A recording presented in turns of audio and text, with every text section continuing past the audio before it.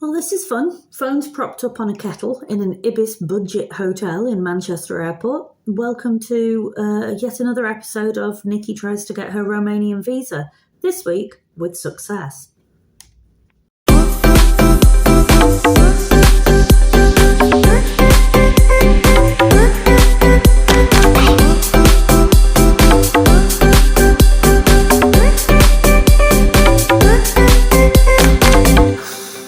Find a flattering angle, but sadly there's no such thing.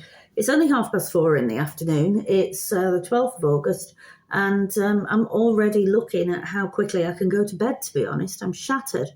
So last week, obviously I just got back from the UK because I've been trying to get my visa, and nobody had actually informed me throughout the whole process that you don't just get it on the day, you have to wait for it. And I went straight back to Bulgaria after my appointment, as you know, because I didn't really want to stay in Britain. So yeah, a few days after I got back, we've had a nice few days. I then got an email saying that my visa had been approved, so I would need to go back to Manchester to collect it. So I booked the first flight I could get on, which was EasyJet run flights on a Saturday and a Tuesday. So I got the Saturday flight booked and the Tuesday back, which is at 6:25 tomorrow morning. And since I am too old to sleep in the airport twice in the space of a fortnight, I have booked myself this delightful hotel room, which is the Ibis Budget Hotel. And it's all right, it's fine, small room, but, you know, it's only me. It's not like I'm inviting everyone around for a party later or anything. I've got a sandwich from Morrison's. I had my lunch, sat at Piccadilly Gardens feeding the pigeons.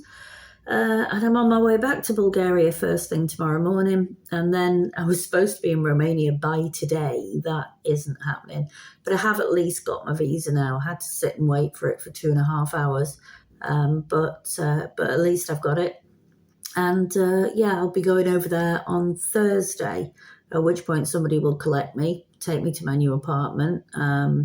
I'm hoping Chris comes with me. We've not quite made our minds up whether he's going to drive us across or whether I'm just going to get the bus. It depends which one's easiest for everyone, really. And then, this looks like a really nice apartment. It looks very modern from the photos in Sector 1. It's got 2 separate bedrooms and a pull-out bed in the front room, 2 bathrooms and a balcony. So given that that's all paid for as part of my job package, definitely not complaining about that. But you're just got to get through the next few weeks now, because I've obviously, once I'm in Bucharest, I can't leave Bucharest again until I have my residency card. But Chris can come and see me, which is nice, so we're not going to be completely apart.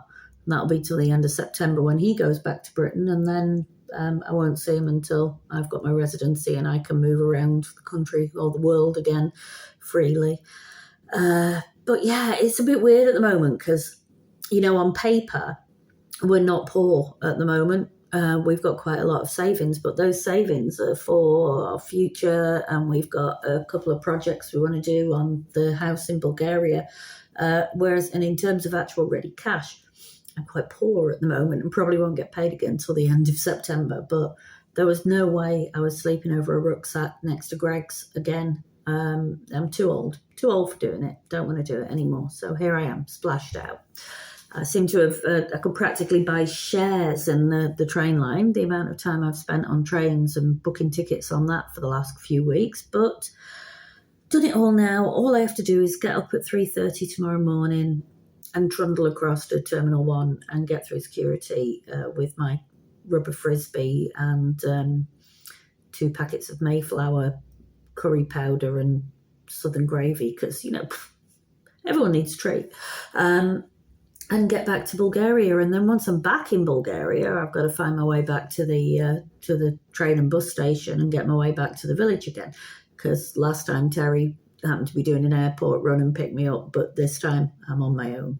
I might phone my new friend Christopher, who is the taxi driver who took me to the airport the first time I went back. And as I walked out of the bus station this time, thinking, well, what do I do? There's all these taxi men here. None of them seem to want to actually hire their taxis to me. I heard, madam, and I looked across, and there he was again, rushing across the road, gave me a big hug, He said, Terminal 1 again? I said, yes, I've got to go back for my visa. He's like, climb into the front of my taxi, madam. Take my number in case you ever need a taxi in Sofia again. Proceeded to spend the whole journey showing me photos of his children and his grandchildren and talking about how he took his wife to Turkey and there was no pork, and trying to teach me a bit of Bulgarian. Really nice man, really nice. But yes, I'm on my way back now. And this week I had planned to splice together all my videos of me painting gates, although I have just done it as before and after, because last week when I was painting my cabinet and I was trying to remember how to do it, like fast forward, couldn't remember how to do it, so you got stuck with 5 minutes of me painting a door. So I've just done befores and afters videos this time. Bit of Chris being a grump because I keep calling his stuff crap. I know it's not crap. I know it's not. I know it's important man cave stuff, but it just looks like junk to me. And I had really carefully, I'd filmed this lovely cookery segment to show how, food is not cheap in Bulgaria. Inflation has been pretty bad. And I was going to show, living on a budget, we don't eat a lot of meat, how you could just make a basic sauce and then make loads of different things out of it. But somehow, between me filming that and today, I've managed to permanently delete the cookery bit and the first 2 meals that I made. I'm going to put the other 2 in anyway and talk about them because, you can just imagine how nice they were in that case. So I'll start with the gate. I'll do some random bits. I'll do some cookery bits. Don't think I'm going to make a food blogger just yet. And see what you think. Have a great day.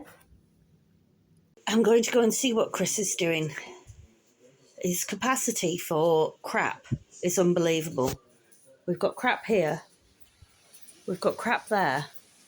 There's crap all over the floor. And I think he's building shelves to store his crap, which will make me a very happy person. Do you have shelves for your crap, darling?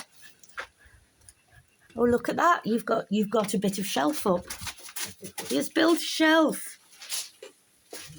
Well done, my beautiful husband. You're so manly. A lot of crap. Is it not crap? No, it's not crap. Very good, darling. Anyway, you're doing a lovely job. I'm going to go and paint a gate.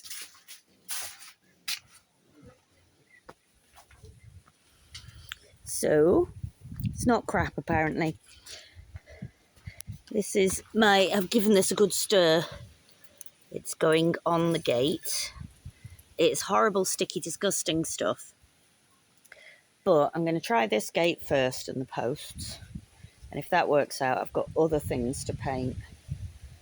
He said, do you want thinner in the hardware shop? I'm like, mate, could it get any more gloopy and thin than this? So yeah, my job is, here is your before shot of the gate, and we'll see what it looks like after. I think the best thing I can say about it is at least it's all one colour now. I mean, I don't know how well this is picking up, but it's very tatty. And I mean, at least I can also say the drips aren't mine. That's like 60 years of drips. So I think I'm going to keep going with it. Just do the other side, which shouldn't take so long. And it's not a priority buying a new gate, but it is going to have to happen. This one's knackered. It doesn't even fit. But up there by the other gate, I've just said to Chris, there is no way I'm prepared to paint my front gate, where people actually judge you on it, with all this tat like this one. So he's out there scraping that now, God love him, because I don't want anybody saying, oh, the English come here and they're scruffy people. I want to have a nice home, and I want that gate to match my nice new fence. So onwards and upwards. Oh, one more thing. Apparently you can thin this paint down with water. I've just tried it and it works really, really well. So that's a bonus. I would be a big fat liar if I said I was happy with this. But it's better than it was. Hello, Bella. I've given everything a paint over. Oh, I forgot the side. I'll do that again another time. I'm covered in paint now. And I just talked to Chris and he said he'll build me a wooden door for it. It doesn't even fit the frame, look. Something over the years has happened and it no longer fits. But hey, at least it's all a uniform colour now, even if it's not absolutely brilliant. Wednesday update. So, the gate doesn't look that bad, but then when you look at it closely, you can see all the bits that I couldn't get off and 80 years of drips. But it'll do for now until Chris builds me another one. Meanwhile, in Chris's workshop, his darling sweet place, he's eating soup at the moment. He's got his workbench coming on here. Now he's got his saw up so he can build his workbench faster. He's just making it out of random bits of wood, which I think is quite impressive. And then hopefully he'll make himself some shelves for all this as well. And my aim today is the top gate, which Chris, bless him, oh, look at my grapes as well. Aren't they looking good? Taste nice, but they're very pippy. Lots of pips. And we're getting towards the point of the year where we've got pissed wasps up here as well. So once I've stirred my paint and added some water to it, by the way, if anyone can identify what this is, somebody's just asked me, Susanna just asked me, and I said, I don't know. Is it wisteria? Is it just a weed that happens to look quite pretty? Who knows? So Chris has sanded all this down for me on both sides, but that's as good as it's going to get, basically. So it will still look like that one, like the first one, that it'll have, scratchy bits on it. But I'm going to start on the outside, I think, which is going to be a nuisance because the dogs are going to want to come with me. Then I'm going to get paranoid that I'll lose them. And just see how far my paint goes, because the hardware man is open when he feels like it rather than at regular times. So that's today's mission. And this is going to be my starting point. So you can see he smoothed it off as much as he could. But it's still going to look a bit odd. But you know, big gates like that, expensive job and not a priority. So it'll have to do for a couple of years. I've never tried using this selfie stick like this before. I thought I'd give it a go. Bit of a change, isn't it? Anyway, I finished my gates, which I'm very glad about because it's getting to a really hot part of the day. So that is the finished article. And I am not unhappy with that. I mean, if you look a close up, and I will show you in a moment, there's some bubbles there where we couldn't get all the paint off, but you know what? It looks a heck of a lot smarter. I'm really pleased with it. And Project Walnut's going really well as well. So good day all round. Close-ups. So it's not perfect, but at least it's all the same colour now. It's looking better for that. And I've even painted the posts. I had to go and get 2 new tins of paint. But you can see, like down here, it's not brilliant. And weirdly, that little bit took 2 coats. The rest of it was fine with 1. But yeah, I'm pretty happy with that. Looks a bit smarter. You put it together with the fence. Let's see what else I've got to show you today. One other thing I've got to show you today is a dog who doesn't have the sense to stay indoors when it's too hot. Do you? That's not a smile, that's huff, huff, huff, because you can't breathe. Come on. I just want to go and have a look at my walnuts. I'm now back indoors under the air conditioning. Yeah, so it took me, I think, 2 days to do those 2 gates because I kept running out of paint and having to go and get some more because it's really gloopy stuff. But I am pleased with them. They do look, I mean, they're not brilliant, but they look better. And Chris is going to make me a wooden one for the one near the house anyway. But I wanted to get it done because on Saturday I've got to go back to the UK again, pick up my visa, and then next week I'll be going to Romania, so that'll be me done on the jobs front. What was I going to say? Yeah, the only other job I've been doing incessantly is cleaning this sodding house. You know, there's people, you watch all these people who have moved abroad and everything, and they're like, oh yeah, look at my garden, look at my well, look at my fabulous building project, which is great. You know, I'm absolutely all there to see that content. Nobody ever says, Do you know I have to scrub my floors every single day because of all the crap that I walk in from the outside? It's honestly, it's soul destroying. You do the floor and you look around and then you go, but it's filthy again. Yeah, so that's my other job. I've just done that, and then I'm pretty much done for the day now because it is the hottest bit of the day now. So I'm going to get cleaned up. I'm sure there was something else I was going to say, but I'm buggered if I can remember what it was. So I shall continue tomorrow. In between filming that first bit and filming this bit, I went to the toilet. You needed to know that. The light is so flattering in there. I was really quite tempted to move the camera in there, and then I thought, no, don't be ridiculous. Just admit you're old and wrinkly, and the light in here is really poor. Also, I've just spotted the smoke detector, and I'm really hoping that it doesn't pick up vape smoke because I'm not going to go downstairs every time I want to puff on my strawberry menthol. Right, so the cookery section. I'm sure you all want me to be a cookery expert here. So a lot of people, I say this practically every week, along with you cannot just move to Bulgaria, you need a valid reason to get a D visa, hence the fact that I'm going to work in Romania. The other thing I say is just because the housing is cheap and things like the electric and stuff is considerably cheaper and the council tax is cheap, doesn't mean that everything's cheap. And food in particular can be quite ruinous, and there is no life without cheese. And cheese is expensive. So we only eat 2 meals a day as a rule. We eat a biggish breakfast and then we have an evening meal. It's too hot to eat in the middle of the day. We might have a bit of a snack, a bit of a sandwich, but that's about it. I love lentils, and I really went to town on lentils when I got my high blood pressure, high cholesterol diagnosis, which has gone to hell in a handcart for the last 4 weeks because I've been like, yay, I'm on holiday, and I really need to get that back under control. So the other week we went to Svishtov Market, which is just a fruit and veg market, and we bought 3 kilos of plum tomatoes. We bought a kilo of red sweet peppers, a couple of bulbs of garlic, and some onions, about a kilo of onions, I think. And that came to a grand total of 12 lev, which is under £6. And then when I went home, I put it all in my multi-cooker, and I used my multi-cooker because I got out of the habit of using the oven in the UK during the great winter of discontent of 2022 when we couldn't afford to put the heating on or anything.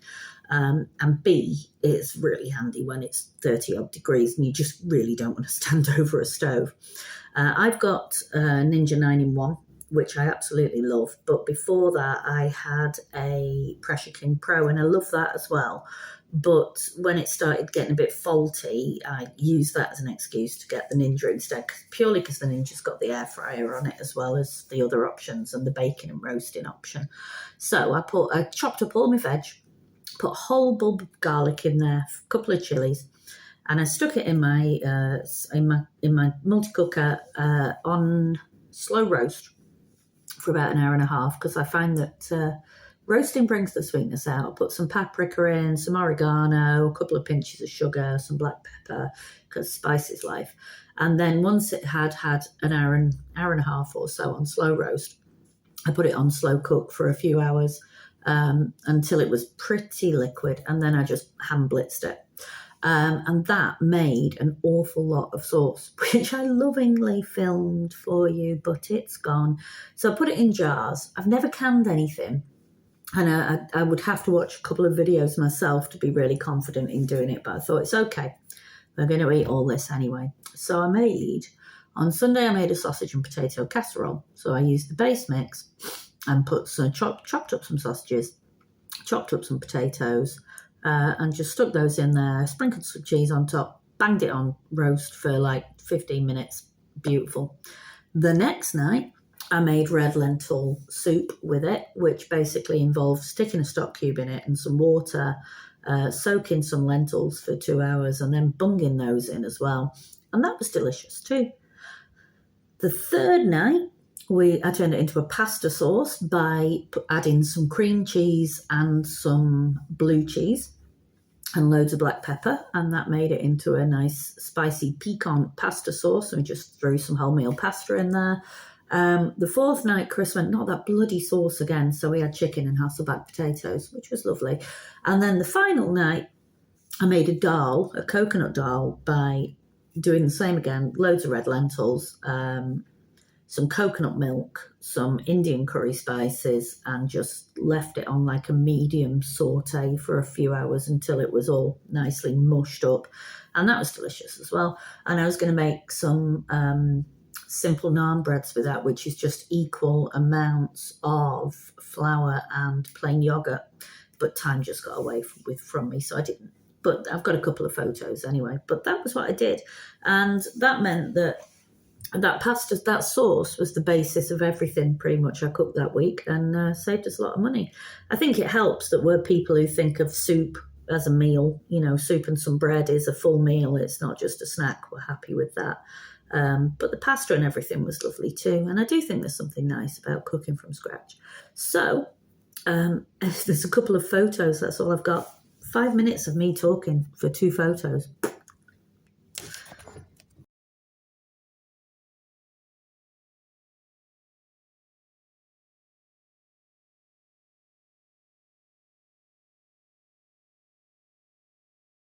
And then walnuts on the wood. So the walnuts aren't ready yet.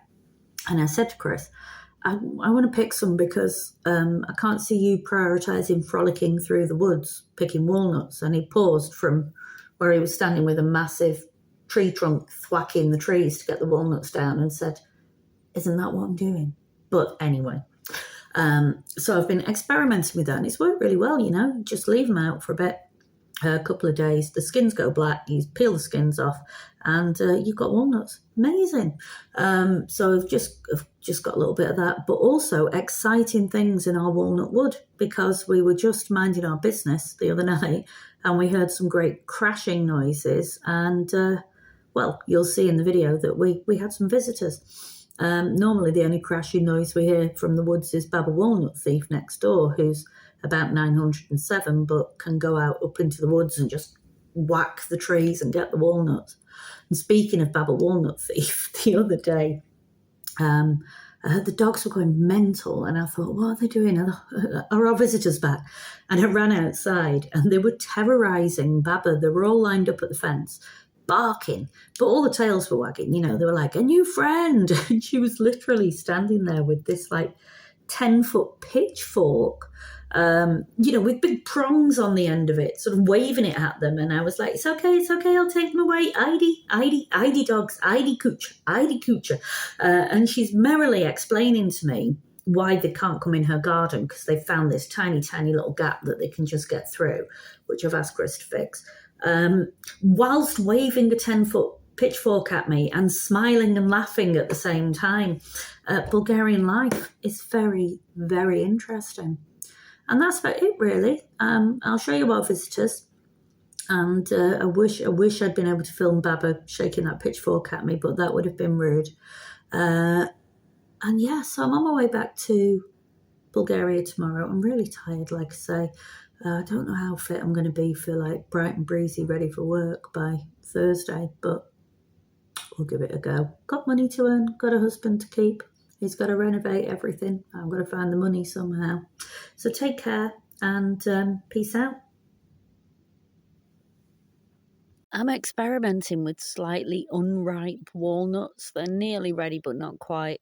And I said I was going to get some down because I can't see that Chris's priorities are going to be frolicking through the woods looking for walnuts. But if you can hear that and see that tree rustling, that is actually Chris scrumping walnuts from the tree next door because they're wrinkling over there. They're pretty much ready.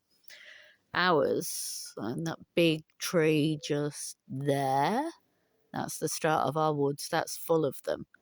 And we have got we've got plenty of others, you know, goes a long way back, that. But obviously they're all mixed up with other trees, which is a nuisance. But I've just had my visa, so I know I'm going to be leaving next week. And Davy said, if you pick unripe ones and just leave them out to dry for a couple of days, you can peel them really easy so that your fingers don't end up, hang on, like mine have ended up even though I had gloves on. So these are drying out and it's become kind of irresistible. So I've just said to Chris, he was going out to look at the gate, I've just said to him, give that tree a good shake while you're out there. So he's hitting it with a stick like Baba Walnut Thief does. We are Baba Walnut Thief now. We're all Baba Walnut Thief.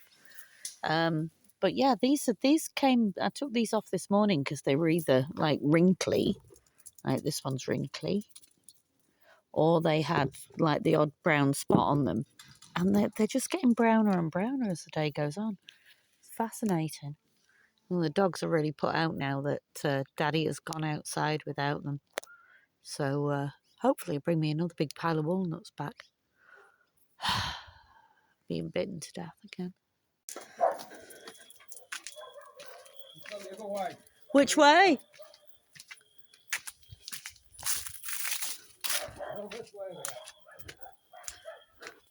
Horses running through my woodland. That explains the shit.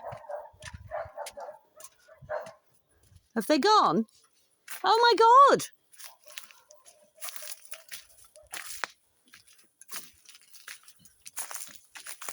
Hey, horses!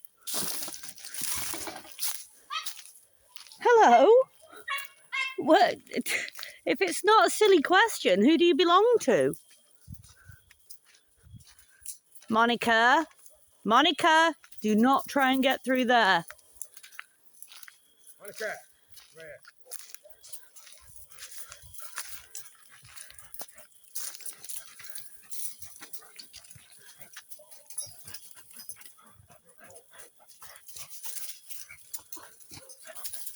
Well, this I did not expect. Oh, they must belong to someone, right?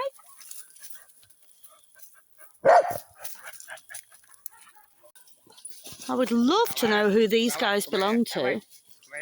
Hey, beautiful. They've got a chain. No, no, no, no, Ellie. Ellie, come here.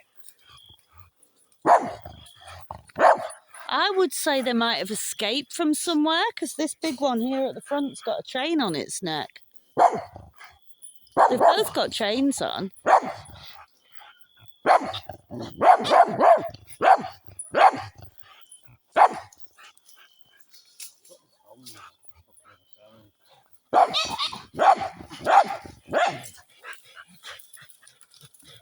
Well, ow, I've cut myself on this fence again.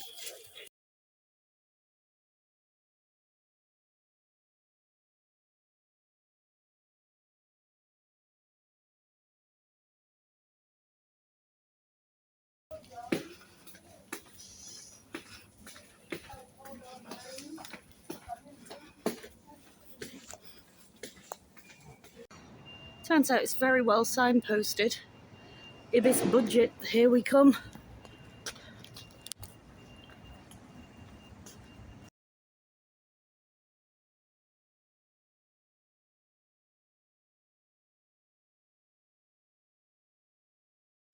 And there we go. I can understand why it's called budget, because it's diddly.